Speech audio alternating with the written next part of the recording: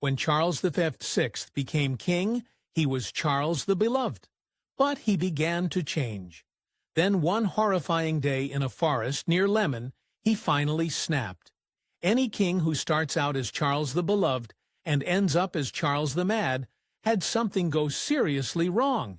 He inherited one of the most powerful kingdoms in Europe. But as his mind grew more and more unhinged, his reign grew darker and darker until he very nearly wiped France off the map. Charles VI was born into a chaotic time. The 100 Red Years' War with England was raging, but his father, the formidable Charles the Wise, was up to the task. He and his wife, the brilliant Joanna of Bourbon, were the definition of a power couple. The two of them managed to out-fox the English at every turn, and it looked like they were close to winning the whole war. But while they saw success on the battlefield, they faced tragedy at home. Charles and Joanna had horrific luck when it came to parenthood. They had 3 children, none of whom lived past the age of 3. When Joanna gave birth to their 4th child, the couple must have been terrified they might lose another. Little did they know, the boy would survive, and he would destroy everything they'd worked for. Charles VI didn't get to enjoy his childhood for long. His mother died when he was just 9. Then 2 years later, his father was gone too. That made him the King of France at the ripe old age of 11, a preteen ruling one of the most powerful kingdoms on the continent in the midst of a decades-long conflict. What could possibly go wrong?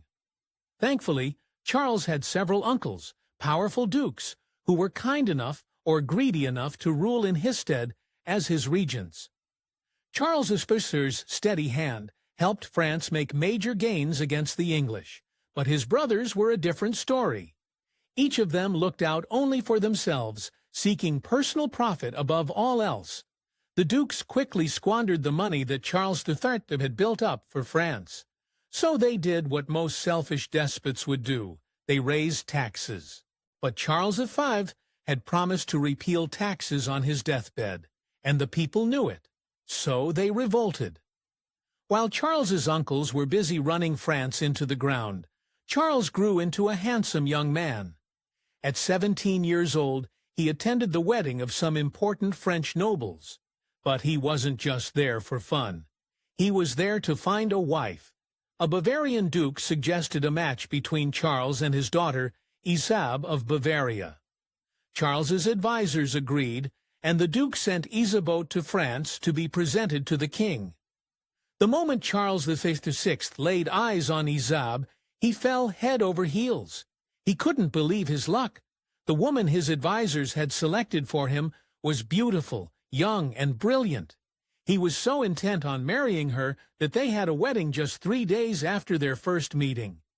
Charles ended up being one of the worst kings in France's history. But to be fair, he didn't really seem to want to be king in the first place. He could have taken his rightful place on the throne when he was 14, but he didn't. He'd rather hunt and joust and enjoy life than be a boring old king. He let his uncles continue to run France into the ground while he gallivanted. Finally, when he was 21, he terminated the regency and took over the kingdom himself. After a decade of selfish dukes, Charles's first act was to bring back all of his father's old advisors. With these keen old political minds, Charles actually improved life in France for the first time in years. That's why early in his reign, the French people dubbed him Charles the Beloved, for getting rid of his greedy uncles and bringing stability back to France. If Charles had a heart attack right then and there, history would remember him as a great king. But he didn't. On his mother's side, there was a long history of serious mental illness. Charles' grandfather was infamous for his debilitating mental breakdowns. His mother, Joanna, suffered from the same condition. As the years went by, the people who had once called him Charles the Beloved started whispering another name, Charles the Mad. His mental illness came and went, and people could never quite tell what kind of king they were going to get. During one period, he couldn't even remember his own name and had no idea he was king. The glory days of his early reign quickly faded. he infamously began running wildly through the hallways of his Parisian palace in various states of undress. At one point, his advisors had to wall up the entrances to the palace lest the king run straight out into the streets. His erratic behavior grew nearly impossible to contain. And that's not to even mention the smell. In the Middle Ages, it's not like everyone was walking around smelling of roses, but Charles took lack of hygiene to a whole new level. Once he refused to bathe or even change his clothes for 5 whole months. Each new episode made it seem like Charles's madness couldn't possibly grow any worse. And yet, each time it did. Many medieval kings were paranoid, but with Charles it was different. He didn't see would-be assassins around every corner. He believed he would simply shatter at any moment, literally. At one point, he came to believe that he was made of glass. He grew obsessed with protecting his delicate body. He even reportedly had his tailor sew iron rods into his clothing to reinforce his fragile frame. Meanwhile, through all of this, the H-100 Red Years' War was still raging, and France was losing more of the ground Charles's father had fought for with each passing day. Someone had to do something before it was too late. No one in France had a harder job than Pierre Simon, Charles VI's secretary. It fell to him to manage Charles's mood swings, try to keep the nobles in line, and save his own neck in the process. Fortunately, Simon was very good at his job, and he managed to fight off the worst crisis for years. But not even an advisor like him could stop Charles VI's reign from going up in flames. Literally. In 1393, Charles's wife, Isabel, planned a lavish masked ball to celebrate the wedding of one of her ladies-in-waiting. Unfortunately, the event turned into an utter disaster. Someone had the brilliant idea that Charles and 5 other lords should dress as wild men, mythical figures who lived in the woods. They clad themselves in swaths of linen cloth that they'd soaked in resin and covered in thin wisps of hemp. The outfits made them appear shaggy and wild, just like the wild men from the stories. Linen, resin, fine fibers of hemp. Charles and the 5 other lords were essentially ready-made fire starters. Charles's brother Louis showed up to the ball fashionably late and found 6 shaggy creatures dancing in the center of the room. The costumes were so thick with hemp that Louis couldn't even see who the men underneath were. With the assuredness that only royals possess, he grabbed a torch from the side of the room and approached the dancers to get a closer look. It only took seconds for him to realize he'd made a horrible mistake. The flames jumped from his torch to one of the dancers and quickly spread across the floor. One moment, the partygoers were having the time of their lives watching their king, and 5 lords are about in their ridiculous costumes. The next panic filled the hall as the screams of burning men and terrified onlookers filled the air. The Baldeon, or the Ball of the Burning Men, was like a nightmare come to life. 4 of the costumed lords died in the flames.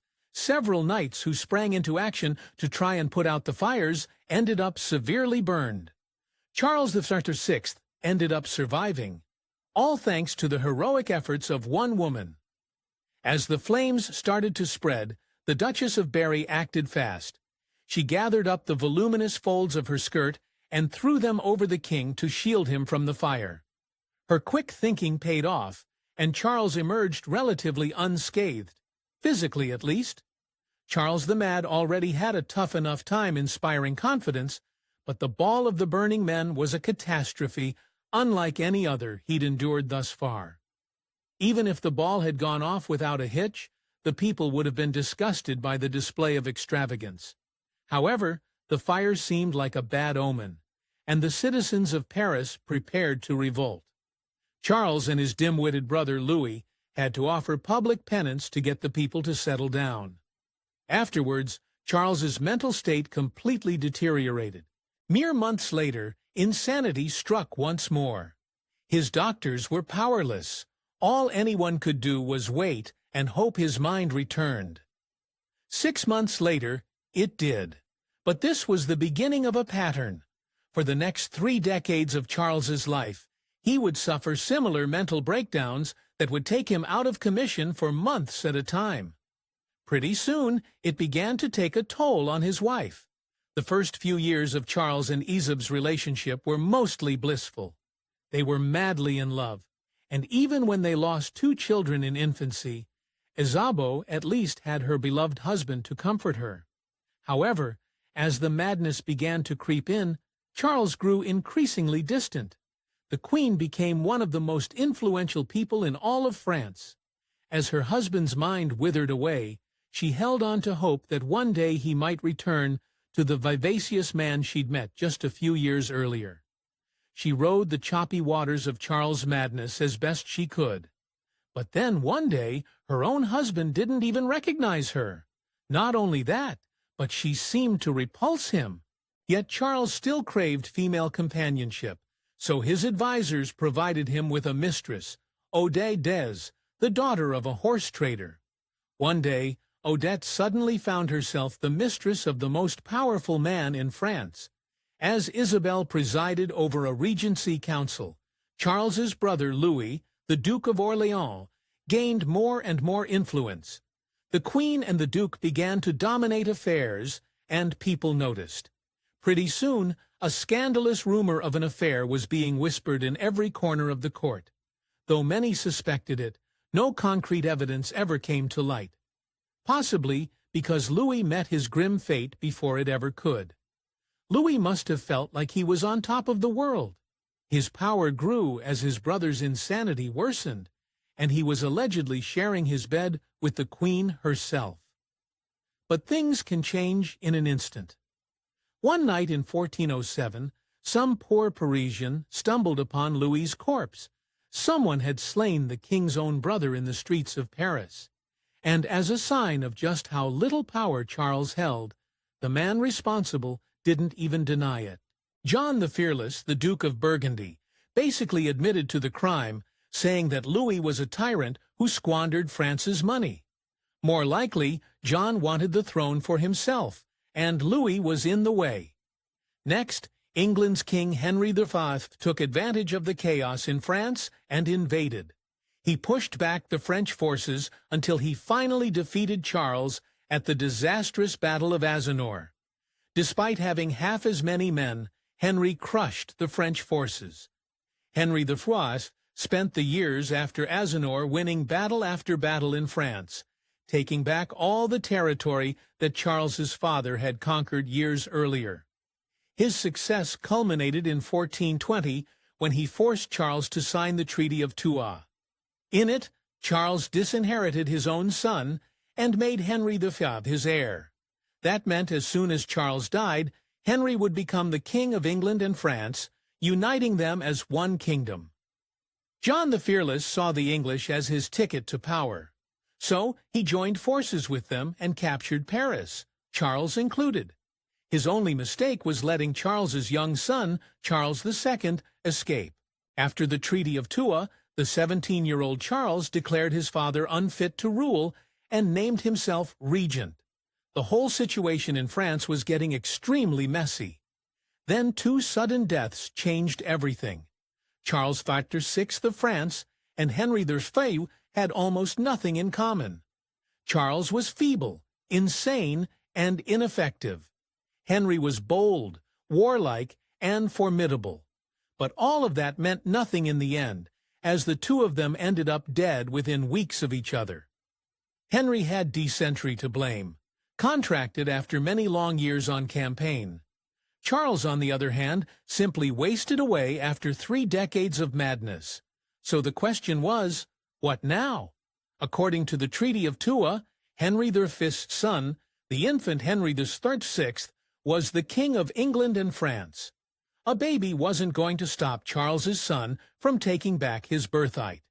Within a few years, and with the help of John of Arc, Charles VI's son, now called Charles the Victorious, repelled the English and took back the throne, officially becoming Charles II of France. The French rejoiced at their new king and tried their best to pretend that the nightmarish rule of Charles the Mad had ever happened. But one incident from his reign was too disturbing to forget. Charles the Beloved lasted about 5 years as a good king before the madness began to creep in. The first signs of his mental illness appeared after assailants attacked his close friend and advisor, Olivier Dasson. The first thing on Charles's mind was vengeance. The assailant Pierre declined refuge in Brittany. The Duke there refused to hand him over, so Charles gathered a small army and prepared to take him back by force. However, not long after leaving Paris, those closest to Charles began to notice he was acting strange. His advisers noted that he appeared to have some kind of fever. He spoke often, but sometimes the words just didn't make sense. As the army made its way across the French countryside, Charles grew impatient and agitated. Then, a few days into the march, in a forest near Lemon, a strange figure appeared out of the woods. The man, a leper, managed to sneak up to the procession unnoticed. He grabbed the bridle of the king's horse and in a frantic and crazed voice gave an ominous warning. "Ride no further, noble king. Turn back. You are betrayed." Charles's guards pushed the man back, but he continued to follow the king from a distance, shouting the same warning over and over. Charles was already anxious, and the leper's cries seemed to push him over the edge, when a sudden clang of metal sounded, made by a page dropping his lance. The king's mind simply snapped. He panicked, drew his sword, and cried out, "Forward against the traitors! They wish to deliver me to the enemy." Charles VI began swinging his sword wildly at anyone within arm's reach. It took an entire group of soldiers to pull him off his horse and hold him to the ground until he finally stopped resisting. He then fell into a coma that lasted days. Once the king finally lay still, his companions looked around in horror. Charles the Beloved had just killed several men, including one knight. None of them yet realized that this was not some momentary aberration. It was the beginning of the end. Thanks for watching History Expose. If you love uncovering the best stories in history, hit like and subscribe to keep exploring with us. Don't forget to visit our main page, Factate, for more incredible facts about everything.